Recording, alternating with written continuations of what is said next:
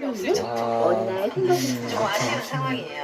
실버키를 처리해냈습니다. 근데 사냥은 참 이게 운이라는 게 있지 않습니까? 네. 있어요. 분명히 선수들도 알고 있습니다. 네. 자, 챌린지 클럽의 굿플레이. 이게 좋겠어. 장민규 선수가 공을 준비하고 있습니다. 더블 찬스입니다. 호랑이는 땅이 기름져 농사가 잘 된다는 시골 마을을 찾아가기로 했어요. 굿플레이 첫 번째 마을로 내려온 호랑이는 여기저기 빈거리며 먹을 것을 더블에 찾기 성공을 시작했어요. 하는군요. 자, 그때 끝까지 어디선가 작은 밀려나면서 소리가 들려왔지요. 하나가 쓰러져 줬고 더블에 성공하는 챌린지 클럽. 이거잖아. 아, 끝까지 장민규 선수는 자기 샷을 야. 자기 프레임을 책임을 집니다. 어느 집 정말 마당에서 책임감 살이 있는 풍성하게 가장의 오른 모습. 닭들이 진짜 모두를 그렇게 쪼아먹고 느껴질 있었어요. 거예요. 지금 세 호랑이는 경기 군침을 흘리며 지난주부터 해서 네 경기째 하고 보고 나갔지요. 빠져드는 느낌.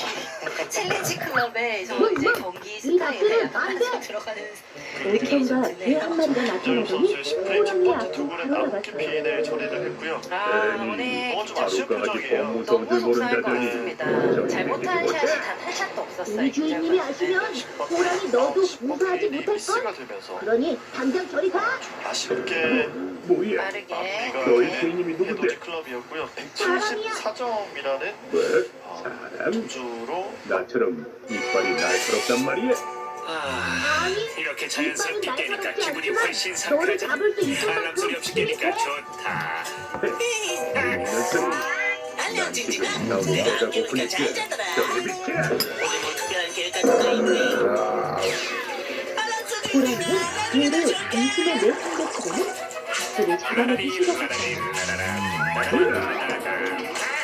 징징아, 우리 놀자. 싫어. 제발 나 귀찮게 좀 하지 마. 밝은 얘들을 잡아먹고 배가 부른 호랑이는 뭔가 다음에 봐. 재밌는 일이 없을까 해서 주위를 깨끗한 둘러보았어요. 캔버스잖아. 무한한 가능성이 그러자 느껴지는데. 술에 묶인 말이 이제 문을 온갖 색깔을 띄었어요. 이용해서 캔버스를 채우는 거야. 팔의 그래, 태물감으로 씻는 것이 피부에 무엇이냐? 징징이께서 예술을 방에 내다볼 창조한다. 물건들이야. 같이 놀자. 오, 그래? 알았어, 징징아. 다음에 한번 올게. 봐도 되겠지? 안 돼.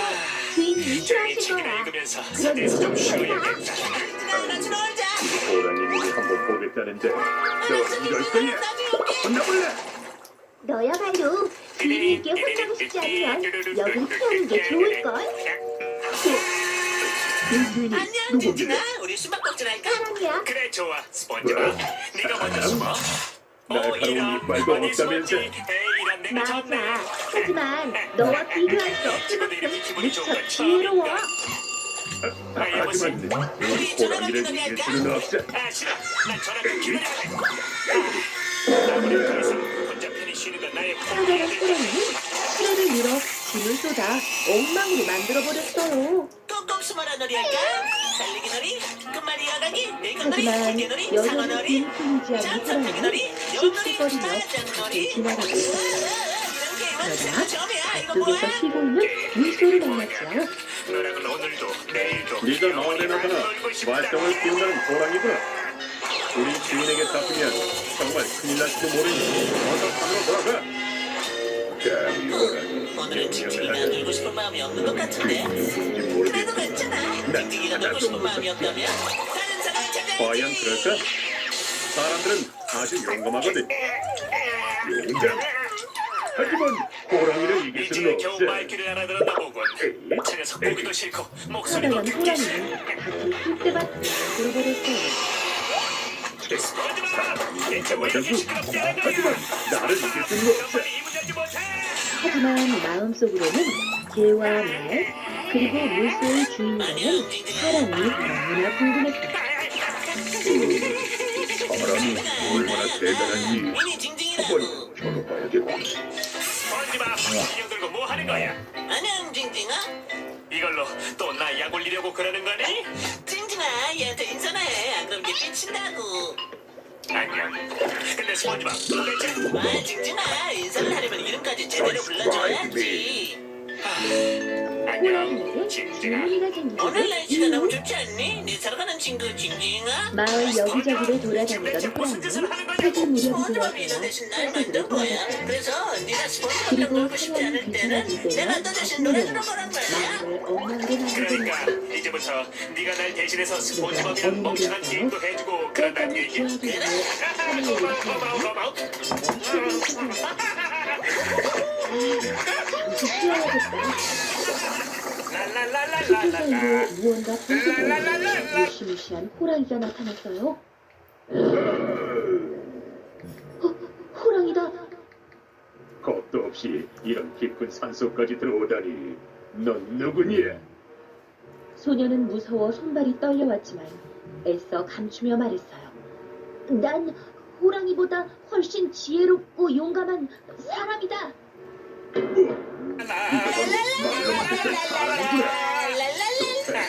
나와 승부를 나도 겨뤄보지. 핑크리스트 합창단에 들어갈 거야. 자신 소녀는 있어. 침착하게 위기를 빠져나갈 공유를 나를 못 본 건가? 그러자 마을이 아니라 버섯이 옷이 눈에 들어왔어요. 좋아, 한번 여기 겨뤄보자. 걸리고 멈추겠지. 하지만 옷이 사양인데 이걸 어쩌지? 아니, 정정당당한 승부를 위해서는 내 음이 옷이 약간 필요한데 부정확했지. 집에 두고 와서 말이야. 거기 앉아서 정말 내 노래를 잘 들어봐. 지혜롭고 용감한 사람을 뭘로 보고? 그럼 집에 가서 가져와. 아이 참, 그건 곤란한데 49만 9천 원이라 내가 집에 비싸서 간 안 사이 샀다면 호랑이 오늘은 내가 당근 4만 도망치면 9천 원. 어떡하냐? 신기한 무엇이? 도망? 이 호랑이님을 뭘 보고? 정말이지? 그럼 여기서 꼼짝 옛날 않고 기다릴 어디 테니 마을에 어서 다녀오긴 해. 방이라는 이름의 하지만 남자가 소년이 살았어요. 믿을 수 없다는 표정을 짓자 당황한 방이는 호랑이가 처부모와 가르침을 가족을 위해 말했죠. 열심히 그럼 내가 도망가지 못하게 여기 묶어두면 되잖아. 좋아, 그거 좋은 생각인걸. 휴, 이제야 마음이 놓이네. 다녀올게. 알았어, 얼른 다녀와. 알았어, 얼른 다녀와. JTBC 소속 호랑이 기능교가 그 검찰의 가출 출석 끝이 끝에 19시간 소래진 만에 소녀는 대신 앞에 모습을 안심한 드러냈습니다. 듯 방식을 돌렸어요. 그거 관련해서 그리고 집에 가는 척 하면서 재빨리 나무 뒤에 숨어 동아줄에 불을 지난달 10일 붙였어요. 서울 서감동의 술집에서 때마침 프리랜서 바람이 기자 네가 김홍수를 부탁. 시까지 호랑이를 묶은 김씨는 채까지 택뿐 아니라 던졌어요. 손 대표를 협박과 명예훼손 뜨거. 이게 뭐람? 뜨거. 호랑이가 펄쩍 뛰며 몸부림을 쳤지만 불은 꺼지지 않았어요. 아이고, 내가 사람한테 속았구나.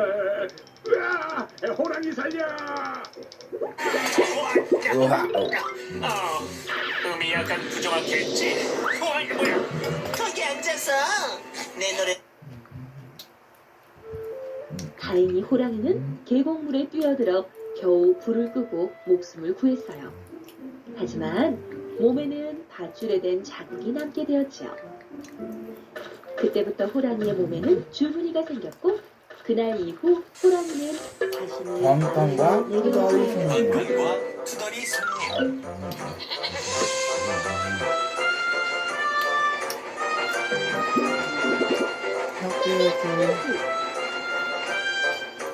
학교에 사인 덩커는 협계 기관차인 덩커는 마을 여객 열차를 끌고 사람들이 다닙니다. 매일 아침 출근길 손님들을 태웠다가 저녁이 되면 다시 집으로 데려다 주죠. 지금 떨이 나지. 안녕 덩컨. 잘 있었어? 잘 있었냐고? 얼마나 잘했냐면 아주 바퀴가 누르르 그럼 전기차 정비소에 그래 가. 그래. 거기 거의 벌써 다녀왔지. 예. 근데 빅터가 내 바퀴에 아무 이상 없다는 거야. 장나원 너 크로스니크에 있는 철길 본 적이 있니? 너 아니. 먹이를 쥐어 먹으러 거기 무슨 일 농부의 있어? 집 마당까지 협계 사장님한테 묻지도 마. 또 이럴 테니까. 멀쩡해. 그런데 난 거기 지나갈 때마다 연결 부위가 야, 덜컹거리고 그거, 굴뚝이 흔들려. 그러더니 이제 바퀴가 떨리잖아. 그런데 그것도 모자라서 고약한 승객이 한 명 있는데 그때 하면 투덜거리고 불평이라니까. 하셨죠. 어찌나 말도 함부로 하는지 근데 나한테 일 좀 똑바로 하라고 잔소리까지 하는 거야. 근데 너 출발 시간 지나고 아유, 갔다 참. 덩컨. 정말 너도 맛있는 잔소리냐? 사실은 덩컨 자신도 불평을 잘하는 기관차예요. 물론 조금 전 손님에 대한 말도 사실이지만요. 몰래 숨어들어 덩컨의 투덜이 손님은 거의 덩컨만큼이나 불평을 입에 달고 살죠. 덩컨이 열차 시간을 조금만 못 맞춰도 불평. 기차 안에 손님이 많아서 조금만 불편해도 불평. 또 덩컨이 어떻게 빨리 달리지 않는다고 불평. 농부는 손수의 얼굴로 왜 계속 또 어떨 때는 덩컨이 빨리 또 다닌다고 어떨 그러죠. 땐 덩컨이 너무 빨리 간다고 불평. 잘 먹었어.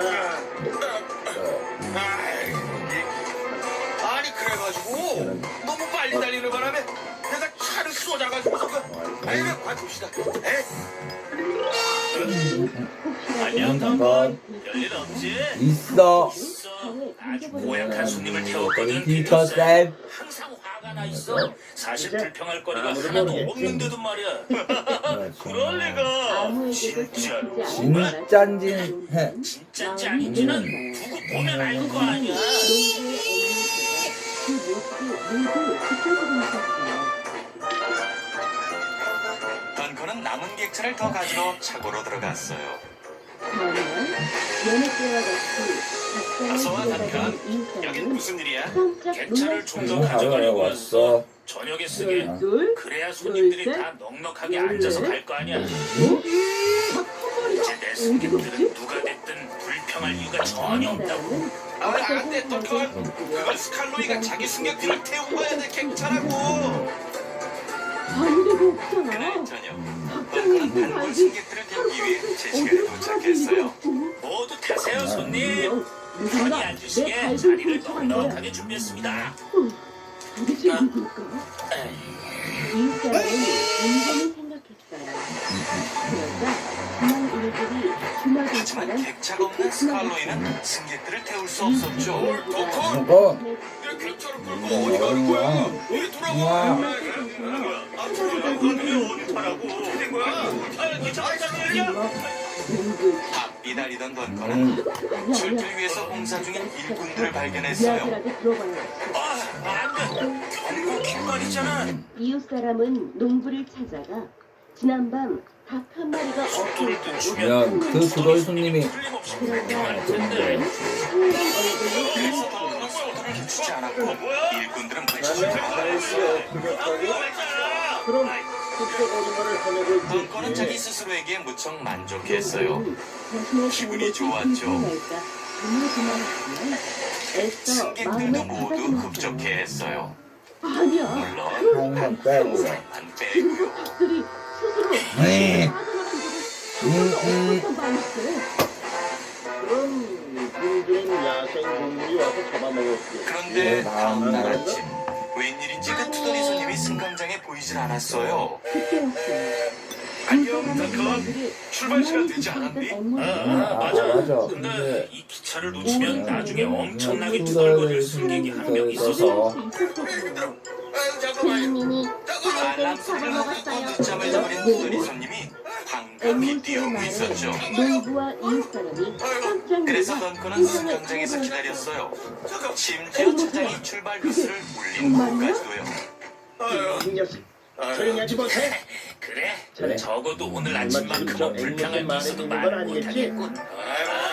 하지만 다른 승객들이 모두 불평을 했죠. 이제 자기들이 늦겠으면 앵무새의 말에 그리고 이웃사람은 역장님 역시 화가 났어요. 농부를 빨리 좀 가 덩컨. 길을 비키라고. 너 때문에 나까지 듣게 생겼어. 앵무새가 착각한 거야. 그런 거 내가 좋아하지 얘기한 않는다고. 건 시장에서 사온 고기였다. 하지만 모두가 농부의 불평하고 말을 있었어요. 영 믿었지 못했던 이웃사람은 이거 앵무새의 마음에 말을 숙였다니까. 그럼 그렇지. 다음날 이게 기차야? 알아보기로 했어요. 끔찍하고 매일 문제가 생겨요. 뻔하다니까. 의자를 농부는 시간은 걱정돼 내일로. 잠을 이룰 수 없었어요. 덩컨은 늦어진 시간을 메우려고 애쓰고 있었어요. 그때 어제 봤던 일꾼들을 또 만났죠. 늦으면 안 되는데 더 이상은 불평을 듣고 싶지 않아. 공나던 농부는 바람의 탄력을 시작했더니 그 오늘은 제대로 되는 게 하나도 없네. 하루 일과가 끝날 무렵 협계 사장님이 던컨을 기다리고 있었어요. 사장님 무슨 말씀하실지 알아요? 제가 농부는 정말 앵무새가 죄송해요. 담근 것을 확인하고 잘못을 안다니 다행이구나. 검은 근데 칼을 왜 씌웠다. 스칼로의 객차를 끌고 가고 공사 구간에서 속도를 내고 차장의 출발 신호를 무시한 거니? 쉬운 그럼 바로 저 투더이언이 때문이에요. 저 불평하는 소리 듣기 싫었거든요. 덩컨, 저 손님은 나도 아주 잘 알아. 항상 투덜거리지. 그리고 어떻게든 불평할 거리를 찾아내고 말이야. 하지만 오늘 넌 우릴 모두 불평하게 만들었어. 맞아요. 저도 알아요. 그럼 지금부터 넌 저 손님이 하는 말을 최대한 무시하고 네 일을 제대로 하는 데에만 집중하도록 해. 치워라. 그럴게요. 태풍이 몰아치는 감사합니다. 모양이군. 앵무새는 밤새 추위에 떨어야 했어요.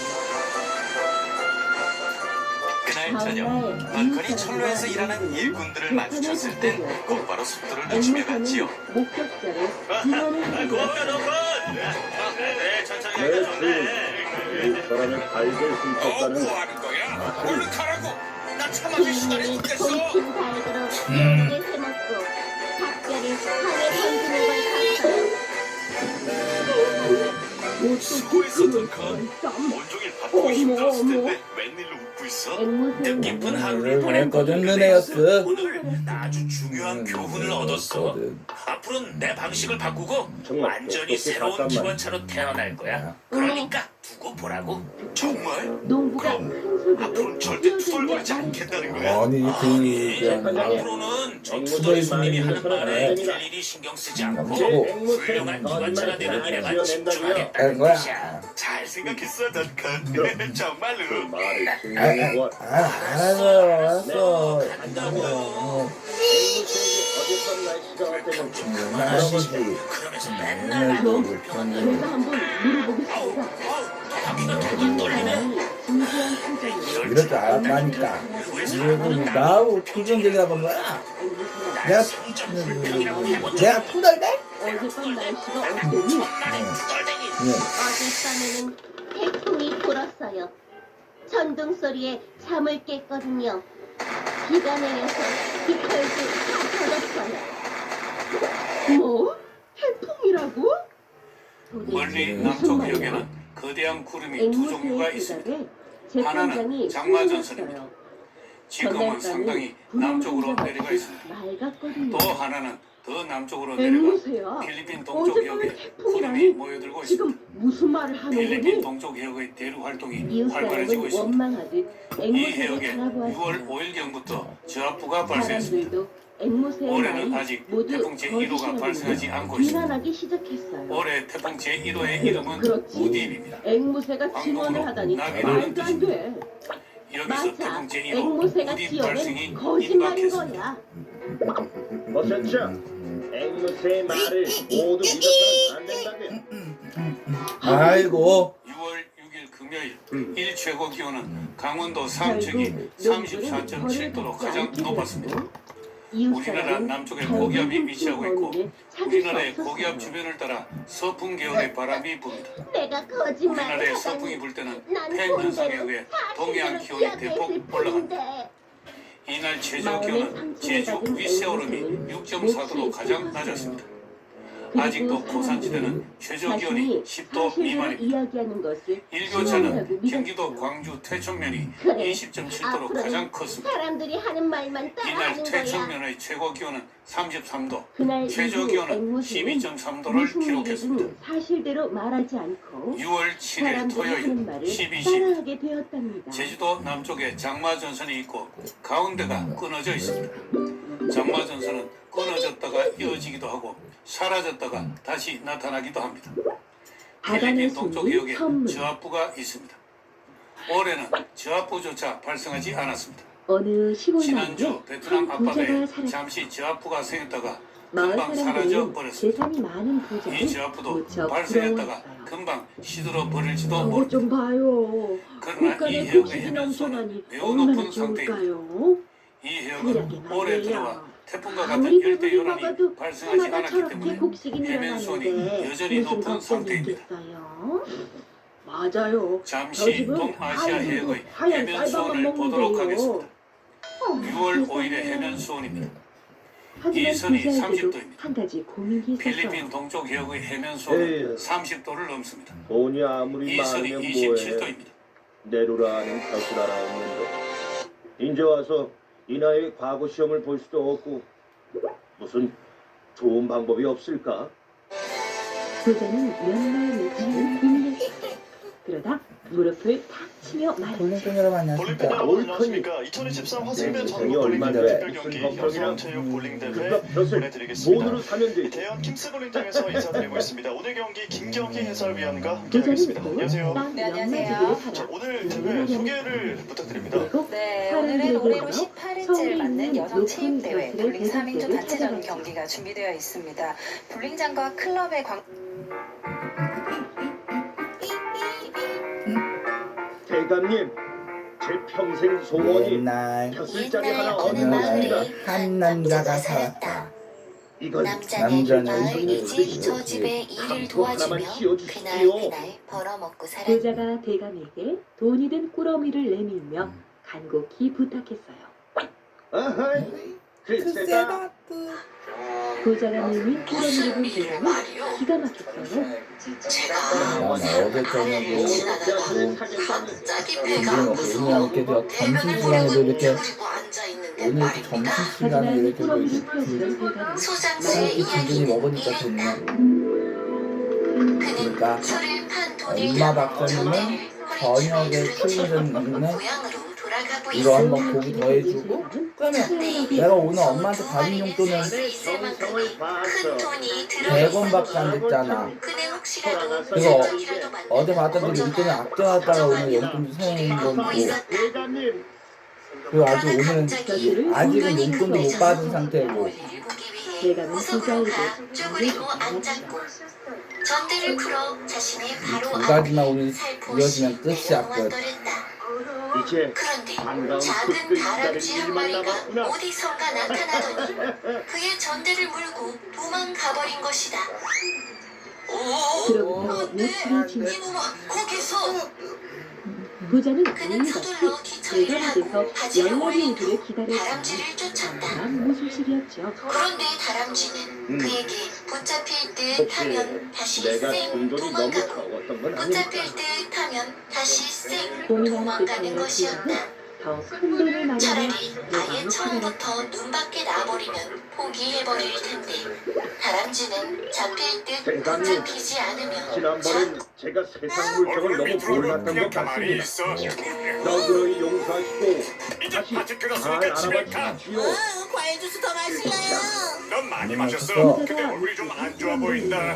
내일 출근하지 말고 하루 푹 쉬어. 아니에요 괜찮아요 너 정말 괜찮아? 지난번보다 그런가 봐. 그거나 그냥 얼굴이 좀 당겨요 내일 하루 푹 쉬면 금방 좋아질 거야. 침착하게 말했어요. 아, 반갑다. 복사 스폰지밥. 너 계산번호 비법이라고 말할 수 있니? 비법. 잘했어. 보겐 감사합니다, 대감님. 부자는 대감의 말을 철석같이 믿고 기다렸지만 이번에도 다른 소식이었어요. 인사를 몇 번이나 해. 답답한 마음에 부자는 대감의 집을 몇 번이나 더 오갔어요. 이건 절대 있을 수 없는 일이야. 내가 아직 자면서 악몽을 꾸고 있는 게 분명하다고. 부자는 부부간에 너무 견딜 수가 없었어요.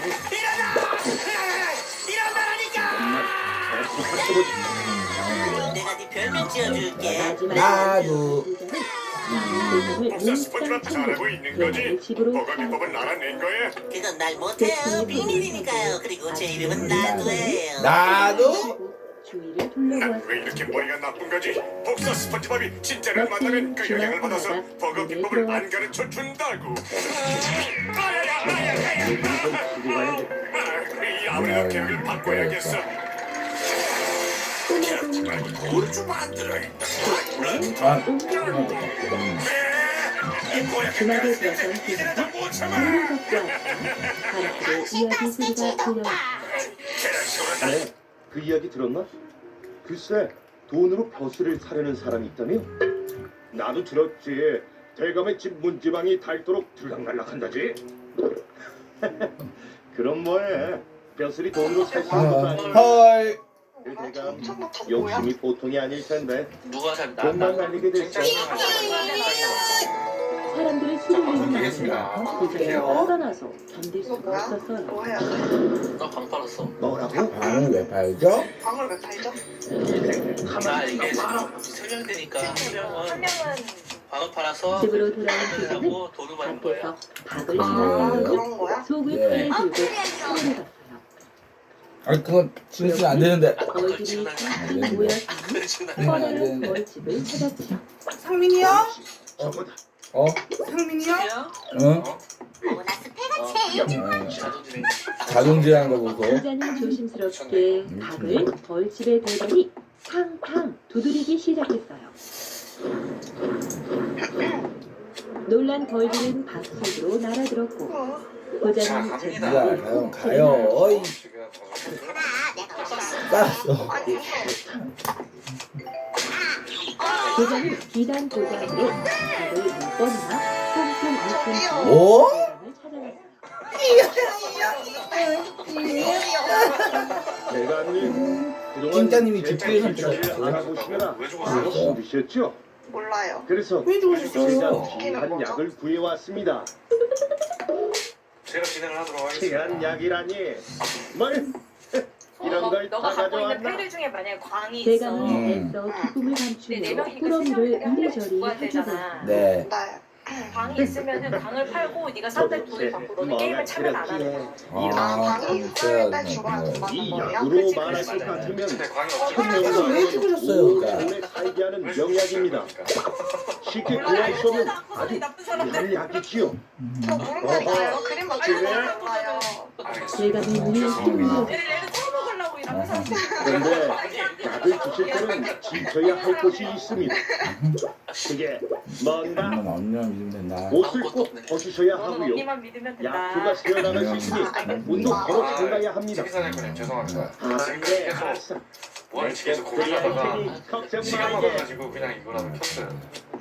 다른 분들 네 분하고 같이 부자가 하려고. 떠나자 대감은 서둘러 방문을 잠그고 옷을 벗었어요. 먹을 거 없는데 큰일 났네. 그 바보 덕에 만수무강하게 생겼구나. 대감은 꽁꽁 묶인 부자들을 끄고 또 지금. 여기서 뭐를 하면 얼마나 기쁜지 뭐야? 참 많이도 묶어놨군. 고민할 시간을 안 주네.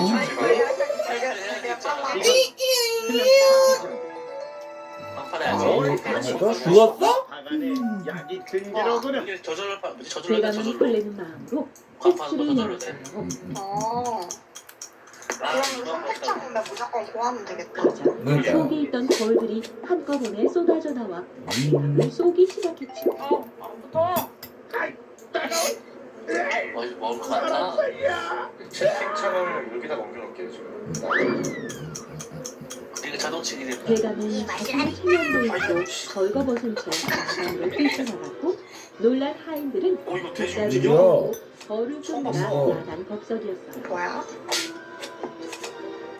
한편 시골 마을로 들어간 부자는 정말 돈으로 먹는 거예요. 옷을 살 수 있다는 정답을 먹는 겁니다. 헛된 욕심을 버리고 아 그렇지. 현재의 삶에 만족하면서 살기로 했답니다. 최대 내장 최대 내장. 정답을 먹는 겁니다. 성공! 성공. 뭐야? 미션 성공. 선생님이 1등하면 안 되는 거잖아. 아니세요. 왜요? 지금 좋아요? 이건 내 거. 빨리. 그렇지 그렇지.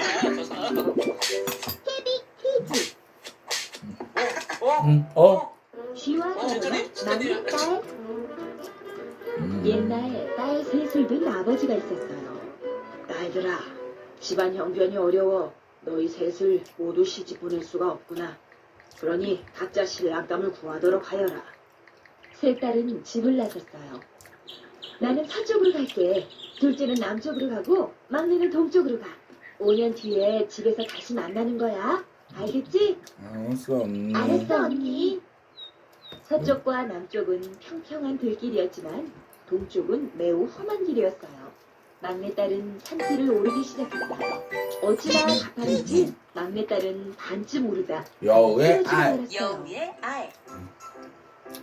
햇볕이 따뜻한 어느 여름날이었어요. 여기가 어디지? 배가 몹시 고픈 여우 한 마리가 쥐들이 나무밑에서 밥상을 가지고 어, 지나갔어요. 알을 발견했어요. 왕관을 쓴 쥐가 우와, 깜짝 맛있겠는데. 어서 그냥 드세요. 꿀꺽 삼켜볼까? 말을 하시네. 여우는 곰곰이 생각했어요. 잘 먹을게요. 배가 고팠던 이왕에 먹을 왕관을 거라면 맛있게 먹었어요. 알에서 깨어난 아저씨, 포동포동한 아기 새를. 저와 결혼해 주시겠습니까? 제가 여우는 아저씨를 기준이 행복하게 없어요. 해드릴게요. 침을 삼켰어요. 네? 그리고는 뭐라고요? 나무 아래 막내딸은 우리를 기가 만들어서 막혔죠. 새처럼 알을 왕관을 품기 쓴 쥐가 시작했어요. 말했어요. 저와 결혼해 어느새 주신다면 멋진 캄캄한 신랑이 밤이 되었어요. 되어드리겠어요. 족제비 한 마리가 하지만 코를 벌렁거리며 이게 나타났어요. 어쩌지? 끈질기게 저게 뭐예요? 애원하는 쥐의 말을 큰새가 거절할 수 알을 없었던 품고 잠이 들었잖아. 허락하고 말았어요. 마침 배가 고프던 차에 잘 됐다. 막내딸은 왕관을 쓴 쥐와 족제비는 결혼하여 여우의 배 옷을 밑에 벗고 서로 재미있게 떠났어요. 어, 정말 맛있겠다. 어디가 어서 5년이 먹어야지. 막내딸이 친정에 아이고. 가니 부엉이는 벌써 도착해 있었어요. 족제비는 알을 끼워 큰 먹으려다 딸은 포도를 낳고 요거저거 둘째 했어요. 딸은 농사꾼 그 소리에 남편이나 깜짝 놀라 행복하게 잠에게 살고 들어가 있었죠. 족제비에게 하지만 소리쳤어요. 막내딸은 무슨 짓이야? 남편이 쥐가 그건 내 알이란 말이야. 없었어요. 화가 난 여우는 얘들아, 족제비의 우리 누가 분노를 떡을 맛있게 만들었지 얘기할까? 좋아, 그럼 떡을 만들어서 사드리겠나? 족제비는 조금 벌벌 벌벌 떨면서 떨면서 도망쳤어요. 막내딸은 발걸음이 무거웠어요. 토끼를 세라고? 하! 세상에 그런 새가 어디 있어? 아무튼 그렇게 하시면 아무도 내 알을 훔쳐가지 못하게 단단히 지켜야겠어. 남편은 부하들을 시켜 여우는 비가 맛있는 오나 떡을 바람이 만들게 부나 했어요. 날마다 쉬지 않고 하늘이 주 열심히 알을 막내딸은 키웠어요. 아이고. 시장에서 만났어요. 어서 빨리 알에서 깨어나야 어째와 먹을 수 있을 어째가 텐데. 만들었고 다만 그러던 내가 어느 만든 떡이 날이었어요. 가장 맛있구나. 조금씩 그럼 조금씩 우리 배를 알의 짠 풍미가 솜씨를 켜보자. 그래. 그래 어서 나와라. 옳지 옳지 조금만 더. 또 하, 이제 잡아먹는 일만 남았네.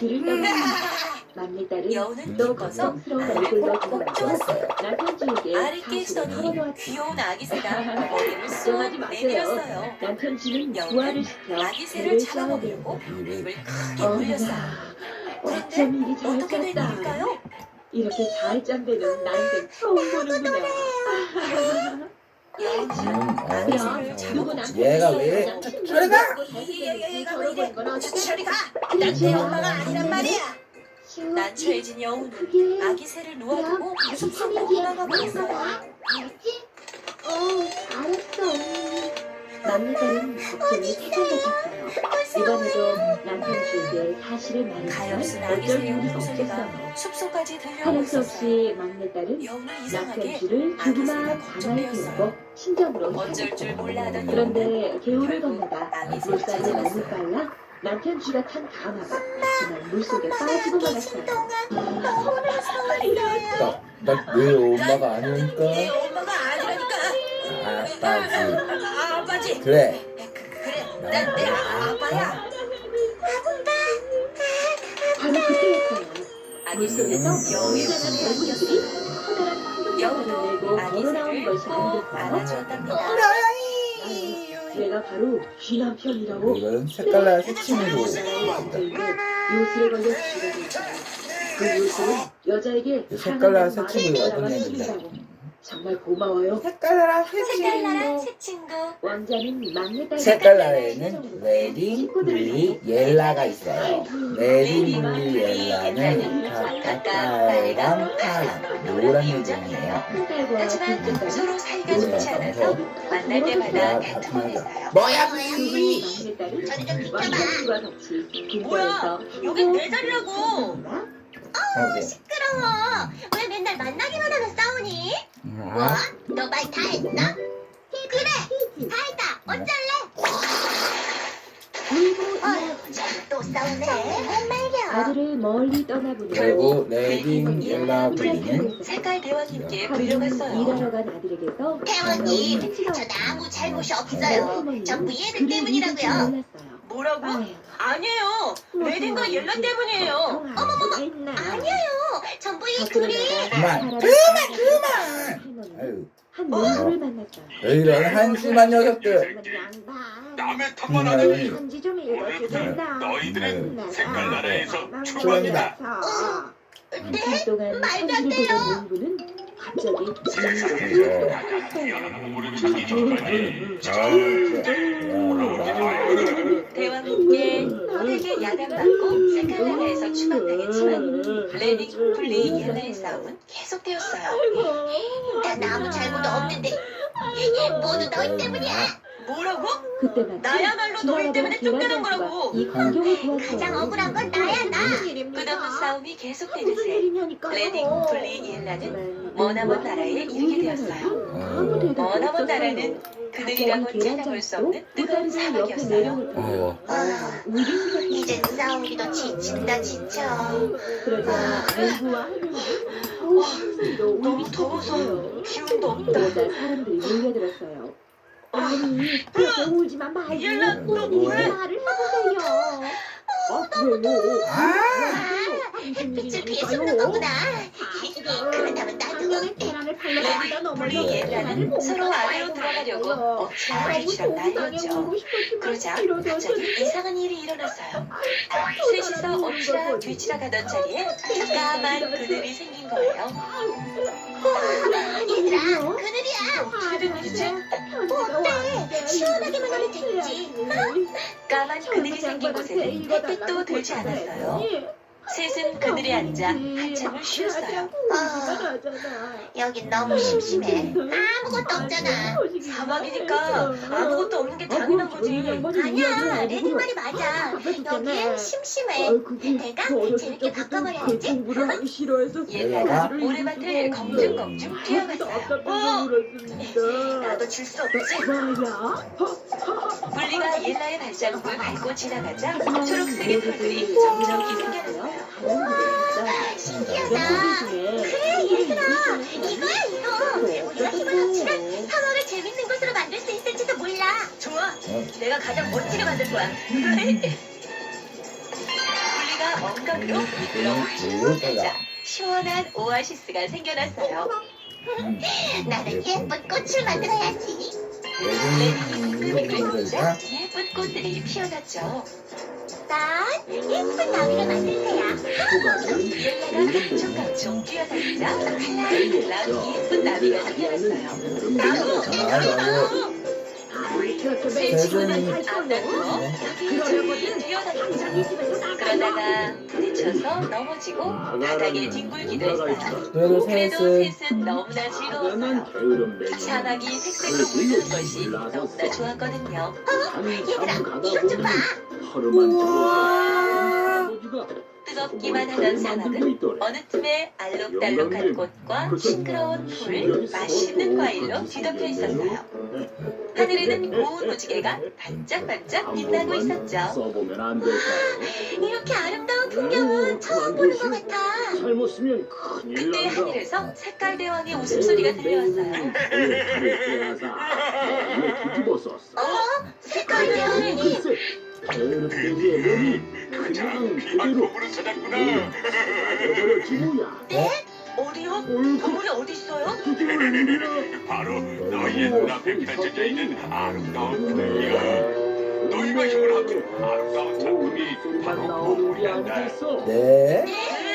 레딩, 블리, 옐라 세 친구가 이리저리 뛰어다니고 부딪히면서 이런 아름다운 풍경이 된 거예요.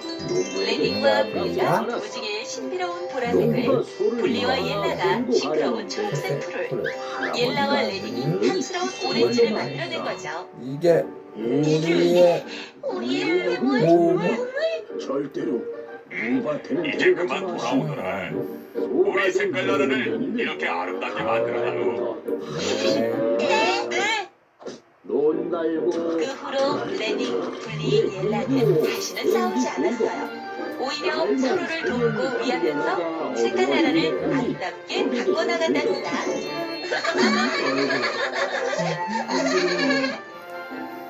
하도 일이 힘들어서 소리라도 지르면 음메 울음소리만 났어. 이야 어서 움직이지 못해. 진작 이렇게 열심히 일했으면. 다음 날 게으름뱅이 눈에 무밭이 보였어. 이 소는 물을 먹으면 죽는다. 절대로 무밭에는 데려가지 마시오. 평생 소로 사느니 차라리 죽는 게 낫겠어. 게으름뱅이는 무밭으로 가서 무 한 개를 입으로 물고 쑥 뽑았어. 그리고 아작 씹어 먹었지. 물을 먹으면 안 된다고 했는데. 어이, 그런데 이게 웬일이야? 물을 먹었더니 죽는 게 아니라 도로 사람이 되는 거야. 그 바람에 소의 탈도 벗겨져 땅에 툭 떨어졌지. 아이고, 이제 살았구나. 게으름뱅이는 농부에게 지금까지 있었던 일을 다 말해주고 나서 곧바로 고개를 넘어 집으로 돌아왔어. 게으름뱅이 아내도 반가워서 달려나왔지. 여보, 용서하구려. 이제는 내가 열심히 일을 하리다. 아내는 세 사람이 된 남편을 보자 눈물이 나왔어. 게으름뱅이는 부지런히 일해서 부자가 되었어. 그럼 그렇지. 또 게으름 피우다가 무슨 봉변을 당하려고? 아니 참 불쌍한. 어젯밤에 말씀하신 거랑 정말 다르네. 화를 겨누어 아니 어젯밤에 나한테 다음날 용돈 제때 준다고 해놓고 이게 무슨 일이래?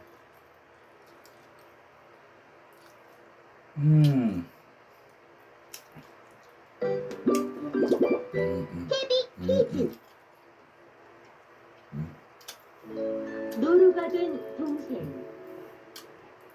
옛날에 어려서 부모님을 잃고 떠돌이가 된 오누이가 있었어요. 어느 날 묵을 곳을 찾아 헤매던 오누이는 길을 잃고 험난한 산길로 접어들게 되었어요. 누나, 우리 조금만 쉬었다 가자. 너무 힘들어. 아니 안 돼서가. 어젯밤에 여기에 나한테 머물다간 무서운 사슴들을 나 만나게 이렇게 될지 손 깔고 몰라. 약속까지 해놓고 이게 뭔 일? 하지만 벌써 며칠째 쉴 새 없이 걷기만 했는걸. 배도 고프고 너무 졸려. 동생이 부르퉁한 얼굴로 투덜대자 누이는 주변을 둘러보았어요. 하지만 근처에는 먹을 만한 것도 묵을 만한 곳도 보이지 않았어요. 솔직히 매직 체크. 친구들과 같이 말이니 미끄럼타고 둘쭉. 서가, 누나가 먹을 것이라도 좀 구해올게. 누나 누나 혼자서? 혼자서? 응. 금방 다녀올 테니 어디 가면 안 돼? 누이가 서둘러 길을 나섰어요. 어젯밤에 나 얘기했던 건 나 안 우두커니 심심해서 재워놓은 누이가 돌아오기만을 그- 기다리고 있었지. 오늘 이 말씀은 무슨 뜻이야? 네, 문득 저만치 앞에 움푹 파인 웅덩이 하나가 눈에 들어왔어요. 저게 뭐지? 아니 어젯밤에 나 이렇게 손가락 걸고 약속까지 해놓고 재우셔놓고 이게 뭔 말이야 이게? 딱 커졌어요. 와 웅덩이 안에 맑고 깨끗한 물이 깜짝 찰랑찰랑 놀랐네. 고여 있었던 거예요. 동생은 잠깐의 망설임도 없이 웅덩이의 물을 손에 담아 마셨어요. 아, 시원하다. 물을 마시니까 기운이 나는 것 같아. 그때였어요. 갑자기 동생의 몸이 부르르 떨리더니 사람의 모습은 온데간데 없이 사라지고 노루의 모습이 나타났어요. 이게 무슨 일이지? 몸이 말을 안 들어. 발버둥을 쳐봤지만 길쭉한 다리만 제멋대로 날뛸 뿐이었어요. 잔뜩 겁에 질린 동생은 그 자리에 주저앉아 몸을 터뜨렸어요. 이게 무슨 소리지? 산짐승이라도 나타나고 그러면 큰일인데? 아니 그럼 멀리서 들려오는 어젯밤에 낯선 하신 말씀하고는 울음소리에 놀란 틀린 거 누이는 보니까 동생을 두고 온 곳으로 다시 나 진짜 난감하네 이거.